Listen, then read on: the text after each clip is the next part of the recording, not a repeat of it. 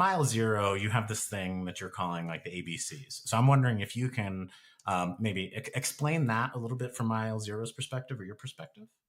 Yeah, absolutely. So one of the things, as you can imagine, that has always kind of I don't want to say bothered me, but it's been a question I've struggled to answer is innovation has been out there, talked about, a discipline, investment, all this stuff for decades now. I think the innovator's dilemma came out in 1997, and there have been some successes.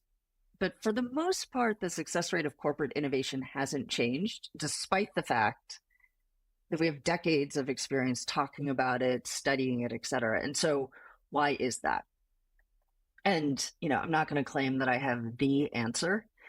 But one of the things I have noticed is that we tend to, and we being, consultants, experts, academics, and entrepreneurs, tend to talk about corporate innovation kind of in silos of like, oh, there's a process or there's a structure, or, we need a training program, or we need a culture of innovation.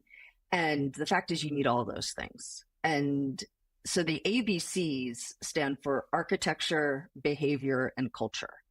And all three of those things need to be worked on and developed and evolved at the same time, but in different ways kind of over the course of the critical first 3 years of an innovation team.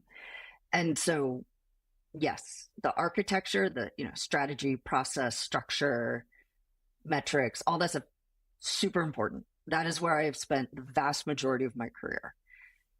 Necessary, but not sufficient for successful innovation. You also need behaviors and the leadership behaviors. And leaders need to engage in different ways with an innovation team than they do with their core business. So you need those things working together. And you need a culture around that within the organization that ideally is super supportive, but at the very least doesn't hinder or get in the way of innovation. You kind of need it neutral to supportive. And so you really have to be monitoring all three of those things at any given time to have a chance of getting to that point where innovation is repeatable, sustainable, where you can have confidence in it.